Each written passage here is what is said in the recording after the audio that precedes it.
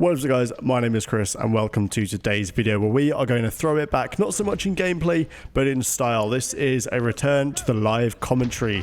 Something that if you were familiar with YouTube, I don't know, 7, 8, 9, 10 years ago, which was pretty common in the Call of Duty space. This would be the art of going out, recording some gameplay and then sticking it into Vegas or whatever and basically do what I'm doing now, just chatting into the microphone and talking about the game. So I basically want to talk a little bit about Call of Duty Black Ops 6 because for me, and I think for a lot of other people, this has recaptured what made Call of Duty such a what's that I'm looking for, such a like pinnacle series of what it is. You know, so many games have tried to replicate the Call of Duty formula and just haven't had it work. And, you know, a lot of that's in the name. A lot of people are just going to play Call of Duty because Call of Duty is Call of Duty. But, you know, unfortunately, for better or for worse, this is pretty much as good as it's going to get in the short style gameplay space, for lack of a better term. You know, no other game can draw the fan base or the player base that Call of Duty can, it seems. And a lot of that is nostalgia, people just playing it because that's what they played when they were 16, 17.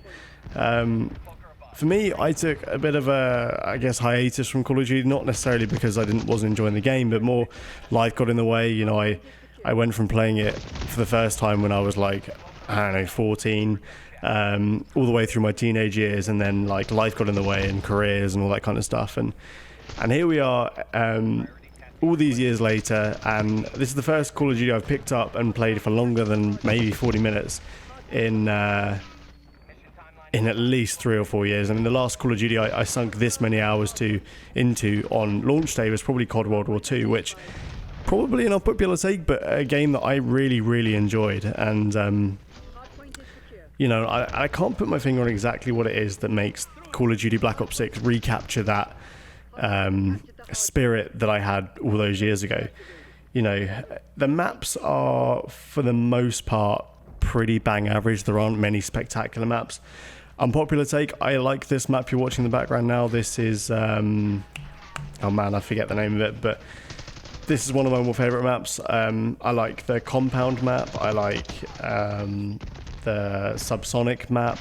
Not a huge fan of maps like the snowy map I've forgotten the name of, but you know, the maps is not what's making this game special. I think games like Nuketown isn't in the game yet, and really the maps are just okay. They're not great, they're not terrible, they're enjoyable, but they're not they don't play that great. And I think a lot of the issue with the maps a lot of people are finding is maybe they're just playing TDM or maybe they're just playing DOM, and some maps don't work at all for DOM but work really well on Hardpoint. Or don't work well for Hardpoint or DOM, but, you know, Aquatic Search and Story map. Or, you know, pretty much all the maps work fairly well for Kill Confirmed. Maybe some of them are a bit big. I know the map Red Card has been getting a lot of flack online, but for me, you know, it is kind of is what it is, and it's not a terrible map. You know, for all we know, if we never saw a map like Terminal make it into Call of Duty all these years ago and they tried to implement it into Black Ops 6, it may have got the same backlash that Red Card did. You may have put Red Card into Black Ops 2 and it might be an all-time classic. I think there's a few things there that probably aren't true, for lack of a better term. I think game modes like DOM and Kill Confirmed and Search and Destroy don't necessarily work on Red Card just because of the way that it's structured. You know, Red Card's a weird one because like AMC or A is put on a position in a map where it's super vulnerable. C, I feel like, doesn't really get played that often, at least in the games I've, you know, played on. And for that, if you spawn in A, the first thing you're going to try to do other than getting B is trying to flip the spawns because nobody wants to play out of A. And you know, and then you keep going, and games like Hardpoint are different. You're forced to play the objective more in a game mode like Hardpoint than you are on DOM, I would say, because I mean, this isn't true of everyone, but at least people can kind of get by not playing the objective mode DOM game because you can generally get, you know, carried by your teammates. But on a game mode like Hardpoint, where there is such a advantage to playing the objective because A, that's where everyone is, and B, the XP you get from playing the objective on hardpoint is next level. And so that's why that's why maps like Red Card don't necessarily work on this game, because the lane system that they have and the map layout just don't really work with the game modes. The map's too big for modes like Kill Confirmed and TDM, but it's too small for maps like it's not too small. It just doesn't work in terms of the flow for game modes like Dom. So I can see why that map's getting flagged, but for the most part, the rest of them are okay. They don't. Scud, I hate Scud. I know, again, I think that's a bit unpopular. I think Scud's something or a game map that a lot of people get on with, but for me, I don't like Scud. I don't enjoy it, but that's just my my unpopular take. Moving on to like the gunplay and stuff, this is the best Call of Duty I've had for gunplay, and I can't put my finger on exactly what it is. The guns feel responsive, they feel quick, they feel snappy. Even the worst guns, you can get by. So I'm playing with a Jackal right now. I think this is one of the first times I played with it since I'd unlocked it. So I was still kind of figuring it out, and I had a pretty good game here on whatever this map's called. I've already forgotten. But I haven't found a gun that I super gel with yet. This is probably the best gun I've found, but I also haven't found a gun that I just despise. I can play with pretty much all the assault rifles, and I really like that GPR gun. It seems to play really, really well on this game, and it's just, I think, because the guns feel snappy and responsive, and I think a lot of that is down to... That was a really cool passage of play. Sorry, I got distracted watching my own footage. And yeah, like I said, the guns feel reasonably well balanced. There's no massive swings either way. You see a good variety of gunplay and guns being used across games.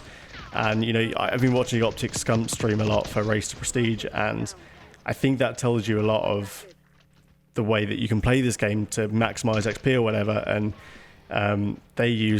sometimes they're using assault rifles, sometimes they're using SMGs. They don't tend to use the snipers and stuff as much, which that brings me onto a whole other topic that I haven't touched on yet. But the sniper gameplay seems to be back in Black Ops 6.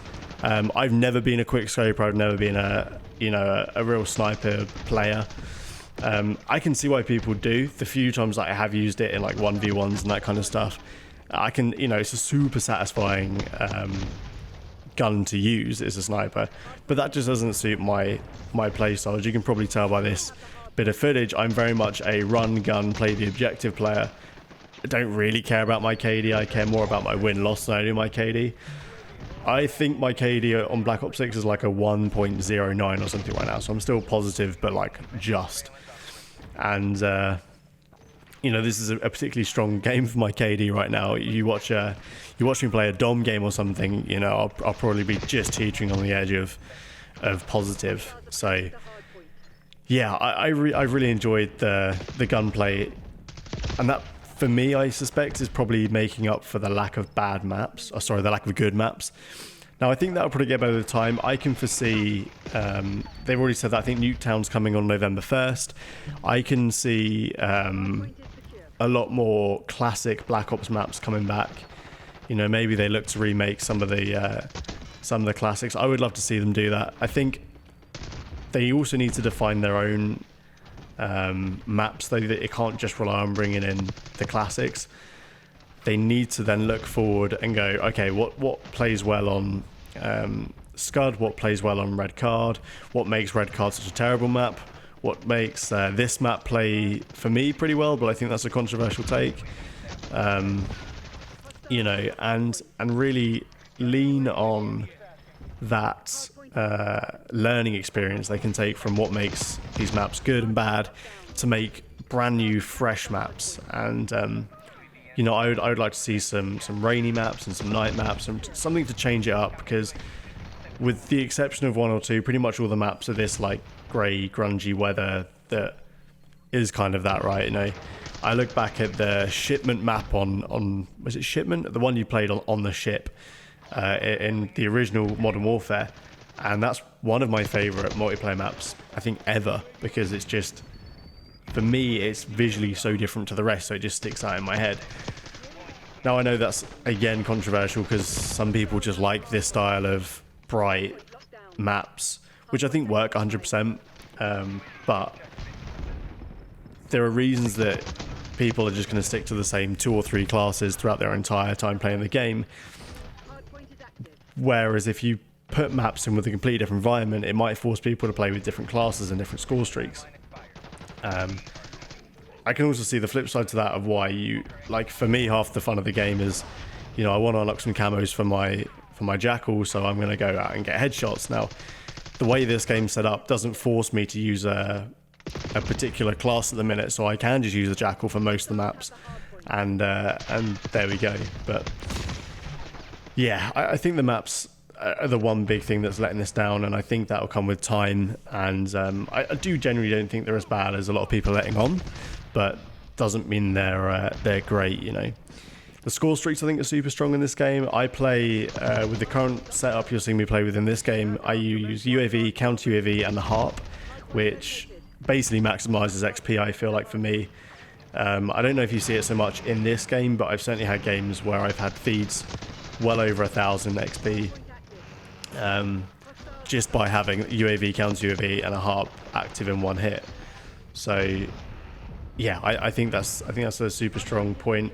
I think the perk system works really well in this game, and the way you can utilize 3 of the same type of perk for your for the what's it called, the perk bonus, the 4th perk essentially.